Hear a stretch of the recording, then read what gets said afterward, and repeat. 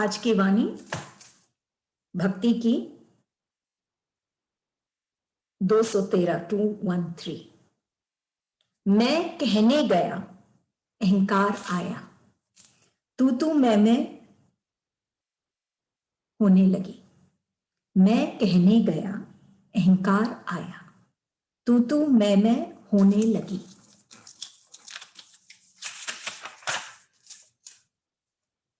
गुरुदेव इस वाणी में क्या कह रहे हैं? मैं कहने गया अहंकार आया। जब तक हम इस मैं को, इस अपने आप को संबोधित करने के लिए हम कहते हैं मैं गया, मैं आया, मैं खाना खा रहा हूं, मैं सो रहा हूं, तब तक ठीक है। जिस दिन ये मैं ये शरीर से भी प्रधान हो जाए, जब तक शरीर को संबोधित कर रहा है तब तक ठीक है। मैं बैठा हूं, मैं जगा हूं, मैं सो रहा हूं, तब तक ठीक है। लेकिन जिस दिन ये मैं इस शरीर से और इंपॉर्टेंट हो जाए, तो वो मैं का रूप है अहंकार का। वो सिर्फ इस तन को संबोधित नहीं कर रहा है, वो इस तन को सब कुछ मान रहा है। मैं कहने लगा अहंकार आया। वो सिर्फ ऐसे नहीं बोल रहा कि मैं जा रहा हूं या मैं आ रहा हूं, वो उसमें एक अहंकार आ गया। मैं ही हूं, बस मैं ही हूं, मेरे से अच्छा कोई नहीं। ये अहंकार उसके अंदर आ गया। जिस दिन ये भाव हो गए कि मैं ही हूं, ये अहंकार आ गया, उस दिन तू मैं होने लगी। तू मैं एक जिसमें दो जन हैं, तू और मैं, जिसमें एक वाद विवाद की बातें हैं, तू मैं होने लगी। दो जन, जहां भक्त और प्रभु दो हो गए, एक नहीं हुए, तो तू मैं होने लगी। या हम ये भी कह सकते हैं कि जिनकी प्यास सच्ची नहीं, ईश्वर को पाने की प्यास सच्ची नहीं, वे इस वाद विवादों में पड़ जाते हैं। वाद विवाद में पड़ गए तो आगे नहीं बढ़ पाते, वहीं पे रुक जाते हैं, बहते नहीं हैं। अब देखिए, जहां पे आर्ग्यूमेंट होती है, जहां पे तू मैं होती है, जहां पे वाद विवाद होती है, वहां पे आगे कुछ बात ही नहीं होती है, वो वहीं पे रह जाती है। और भक्ति तो बहना है, भक्ति तो उस सागर तक पहुंचने की बात है। वो अस्तित्व का मिट जाना, वो भक्ति है। लेकिन जहां अहंकार आ गया, वहां अस्तित्व तो मिटा ही नहीं, वहां तो अस्तित्व अपना मैं और प्रगाढ़ हो गया, ईश्वर के साथ एक हुआ ही नहीं। मैं कहने गया अहंकार आया। ये मैं को हटाना बहुत जरूरी है भक्ति में। भक्ति में भी ये मैं है। संसार में तो देखा ही गया है, जो कुछ कोई पा लेता है उसको बस अहंकार आ जाता है कि मेरे पास ये है। लेकिन भक्ति में भी तू मैं होने लग जाती है। वो अपने इष्ट से अलग हो जाता है, दो हो जाते हैं, तू और मैं। जैसे एक गुरु कोई जब मिलता है, वो क्या करते हैं? वो हमारे भीतर के सब कुछ को खत्म कर देते हैं, कुछ भी रहने नहीं देते, खत्म कर देते हैं, यहां तक कि हमको नया बना देते हैं। जैसे महामृत्यु, वो क्या है?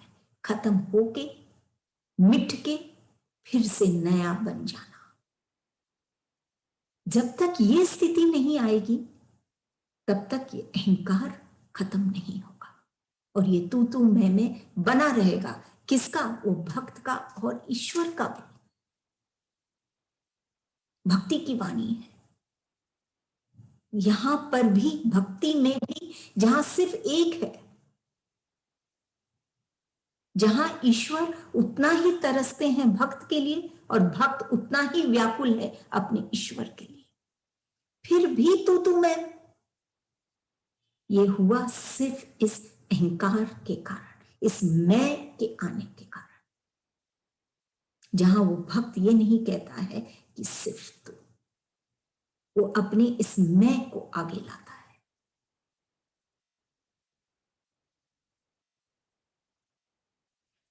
मैं कहने गया, अहंकार आया, तू मैं होने लगी।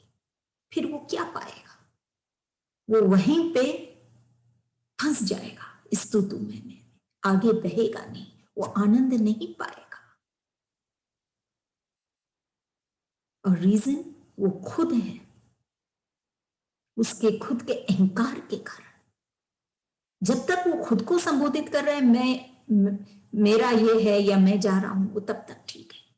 लेकिन वो इस मैं को एक अलग ही पड़ाव में लेके चला जाता है कि मैं ही हूं, तब वो दुख पाता है।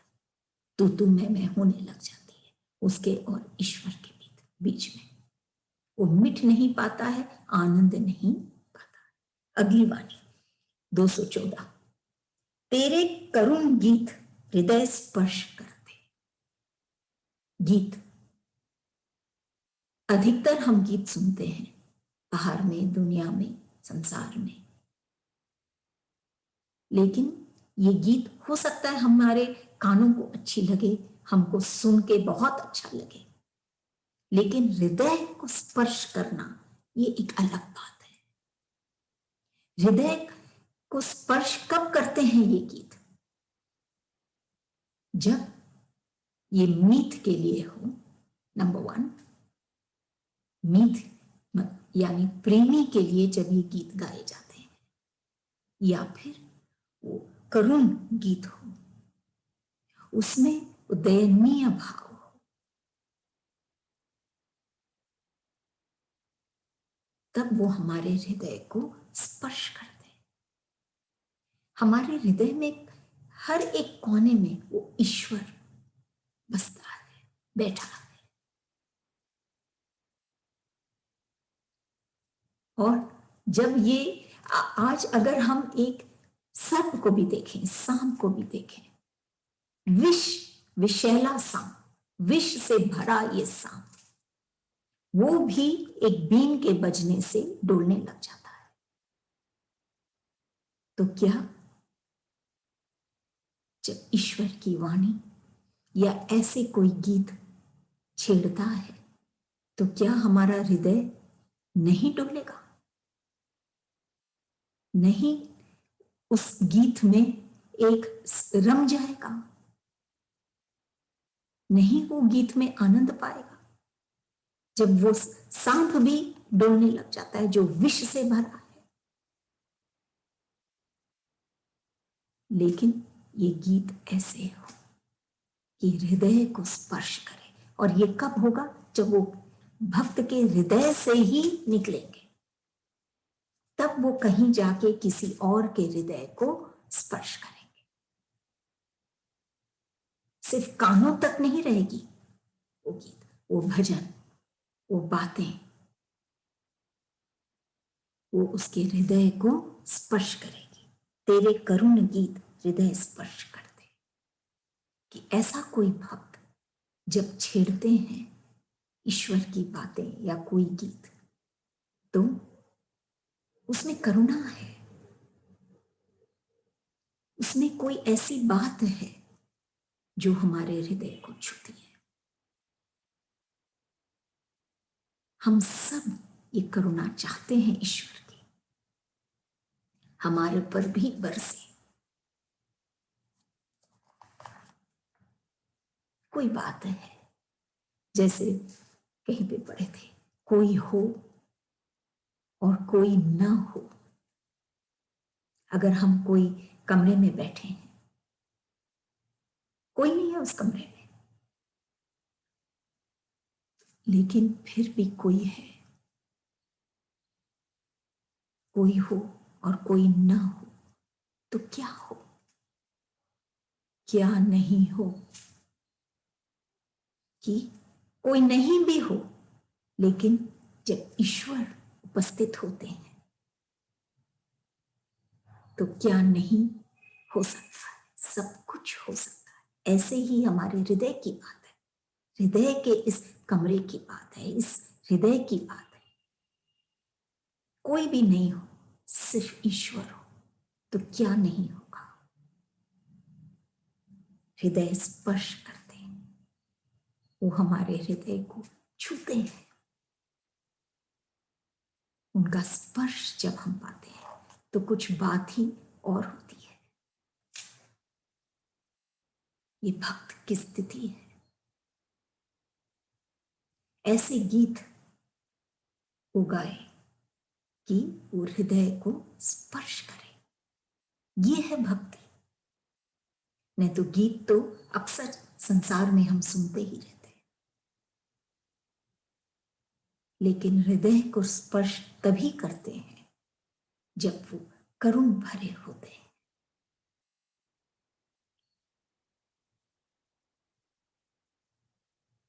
ऐसा संबंध हो वो भक्त और भगवान का, जैसे एक पेड़ और फूल। वो फूल उस पेड़ की शोभा बढ़ाते हैं और उसको सुंदर बनाते हैं, और वो पेड़ उस फूल को का पोषण करता है। दोनों खुश हैं। क्यों? क्योंकि दोनों प्रभु पर समर्पित हैं, एक दूसरे पर समर्पित हैं। वो फूल को पोषण मिल रहा है उस पेड़ से, और वो पेड़ की सुंदरता और शोभा बढ़ा रही है ये फूल। ऐसे ही ये भक्त फूल के समान जो शोभा बढ़ाते हैं ईश्वर की, पोषण पाते हैं ईश्वर से। उनका हृदय खिलता है ईश्वर के स्पर्श से, लेकिन उसको ईश्वर पर समर्पित होना पड़ेगा। जैसे वो फूल उस पेड़ पर, पेड़ से, वैसे ही ये जब हृदय ईश्वर के लिए खुलता है,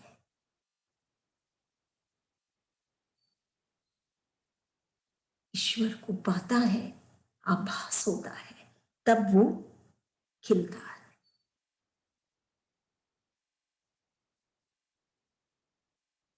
चाहे वो हृदय के अंदर से एक करुण गीत निकले, या जो भी, ये सारे नदियां हैं जो उसी सागर तक पहुंचते हैं। कैसे भी करके हमको ईश्वर तक पहुंचना है, और ईश्वर हमारे हृदय में ही है, और वहीं हम उनको स्पर्श कर सकते हैं। अगली वाणी है, वर्ष पर वर्ष बीता, वर्षा मेघ बरसी प्रकृति, प्रकृति वर और तुम वधु तरसते रहो। वर्ष पर वर्ष बीता, स्थूल की दुनिया में वर्ष पर वर्ष, हर साल नया साल, फिर वो बीतता है, फिर नया साल। वर्षा मेघ, वर्षा मेघ कि ये बादल भी बरसने लगे। हर साल ऐसा ही होता है, बादल भी बरस रहे हैं, बरसी प्रकृति। ये प्रकृति क्या है? प्रकृति के कई अर्थ हैं। प्रकृति इस पुरुष की अभिव्यक्ति है, पुरुष वो शक्ति है जो हर एक कण में है, और वही शक्ति की अभिव्यक्ति ये प्रकृति है। या हम ये भी कह सकते हैं कि प्रकृति नेचर है जो हमको दिखती है बाहर में, जो प्रकृति है, बरसी प्रकृति कि ये प्रकृति भी बरसने लगी, ये भी खिलने लगी। क्यों? क्योंकि वर्षा, मेघ से, बादलों से वर्षा होने लगी, तो ये प्रकृति भी बरसने लगी। ये मिलन हो गया, ये वर्षा का और ये प्रकृति का। ये दोनों जब मिले तो ये प्रकृति भी बरसने लगी। प्रकृति वर और तुम वधू। वर और वधू की अगर हम बात करते हैं तो यहां पर मिलने की बात आती है कि वर और वधू जब तक एक दूसरे के साथ एक नहीं हो जाते, मिलन नहीं हो जाता उनका, तब तक वो तरसते रहते हैं। तो क्या कहते हैं कि प्रकृति वर और तुम वधू, कि ये प्रकृति बरस रही है, इतनी हरियाली है बाहर में, इतनी सुंदरता है बाहर में, वर्षा भी बरस रही है, मेघ भी बरस रहे हैं, और तुम्हारा मिलन जरूरी है इस हरियाली के साथ, इस प्रकृति के साथ, इस स्वभाव के साथ। प्रकृति, जैसे अभी हम लोग बात करके चुके कि ये तो पुरुष की अभिव्यक्ति है। हर इंसान की प्रकृति उसका स्वभाव है, वो भी ईश्वर की ही अभिव्यक्ति है, उसका स्वभाव। जब तक वो अपने स्वभाव से नहीं मिलेगा, अपने स्वभाव में नहीं जिएगा, तब तक ये हरियाली कोई मायने नहीं रखेगी। वो तरसते रहेगा, वो वधू तरसती रहेगी, जब तक कि वो उस प्रकृति से नहीं मिलेगी, उस पुरुष से नहीं मिलेगी, तब तक वो तरसती रहेगी। तो गुरुदेव इसमें क्या करें? वर्ष पे वर्ष बीता, हर साल हम देखते हैं कि हरियाली आ रही है, सब खिल रहा है, लेकिन ये इंसान तरस रहा है। क्यों? क्योंकि वो मिला नहीं। हरियाली है लेकिन उसके भीतर में रूखा सूखा, भीतर में उस ईश्वर से मिला नहीं, अपने प्रकृति से मिला नहीं, जो बरस रही है उससे मिला नहीं, वो सिर्फ अपने मैं में रहा। तो वधू होकर भी अगर मिलन नहीं होता है वर से, तो वो वधू तरसती रहती है, आनंद नहीं पाती है। भक्ति एक ऐसी चीज है जो ये कठोर से कठोर हृदय को भी, पत्थर जैसे हृदय को भी मक्खन जैसे कोमल बना देती है। ये है ये भक्ति। जब तक भक्ति नहीं उमड़ेगी उस वधू के अंदर या उस भक्त के अंदर, क्योंकि भक्ति क्या है? प्रेम का ही रूप है, बिना प्रेम के कुछ नहीं। जब ये भक्ति या ये प्रेम होने लग जाएगा इस प्रकृति से, अपने आप वो हरी भरी हो जाएगी, ये वधू खिलने लग जाएगी, उसका हृदय कोमल मक्खन के जैसे हो जाएगा, जो ईश्वर को बहुत प्रिय है। ये मक्खन ईश्वर को बहुत प्रिय है, कोमल हृदय ईश्वर को बहुत प्रिय है।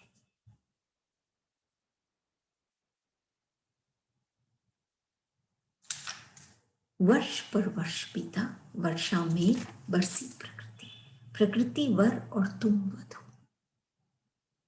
प्रकृति वर, कि ये जो प्रकृति है ये वर है, वर ईश्वर, पुरुष। ये प्रकृति जो है ये पुरुष ही है, पुरुष की ही अभिव्यक्ति है। ये बरस रही है और तुम बधू, तुम नहीं भीग रहे हो उसके भाव में, तो तुम तरसते रहोगे। एक भक्त की बात है ये कि वो भक्त अगर नहीं मिलेगा तो वो तरसता ही रहेगा। अगली वाणी 216। आनंद कहते ही हो, आनंद दुलारे स्वप्न हमारे। आनंद कहते ही हो। जितने भी ऊंचा ये स्काई या ये आकाश हो सकता है वो चिड़िया या वो पक्षी आकाश की ऊंचाई तक नहीं पहुंच सके, लेकिन फिर भी वो उड़ना नहीं छोड़ती, फिर भी वो उड़ती है। वो आकाश तक नहीं पहुंचती है, वो स्काई तक नहीं पहुंचती है, उसके अंत तक, फिर भी उड़ती है। आनंद चाहते हो, आनंद चाहते हो, उड़ना चाहते हो कि ये मन उड़ान भरे, लेकिन सिर्फ चाहने से तो नहीं होगा, उड़ना पड़ेगा। एकदम ऊंचाई पे हम पहुंचे चाहे नहीं पहुंचे, लेकिन उड़ना पड़ेगा। बिना उड़े हम आनंद नहीं पाएंगे। कहते गुरुदेव आनंद दुलारे, और ये उड़ान या ये हल्कापन हमारे भीतर में कौन लाता है? ईश्वर लाते। ईश्वर नहीं होंगे तो हम बोझिल रहेंगे, हम उड़ नहीं पाएंगे, हम उस ऊंचाई तक नहीं पहुंच पाएंगे। पेड़ जितना भी ऊंचा क्यों ना हो, उसका अस्तित्व तब तक है जब तक वो अपनी जड़ों से जुड़ा है। जिस दिन वो पेड़ अपनी जड़ों से अलग हो जाएगा, उसका अस्तित्व ही नहीं रहेगा। ऐसे ही आनंद कहते ही हो, अगर आनंद चाहते हो तो अपने इस मूल से, नंद से, ईश्वर से, स्वभाव से, जो हमारा स्वभाव है, ईश्वर में स्वभाव है, ईश्वर के जो हम अंश हैं, उसके साथ हम जब जुड़ेंगे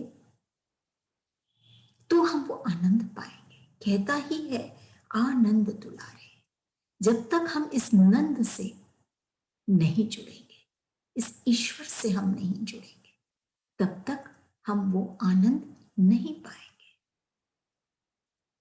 हमारा अस्तित्व ही नहीं रहेगा, हम ही नहीं रहेंगे।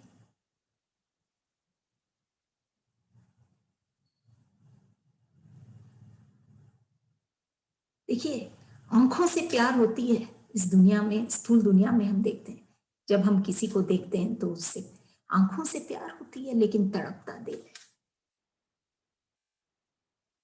आंखों से प्यार होती है लेकिन तड़पता दिल है।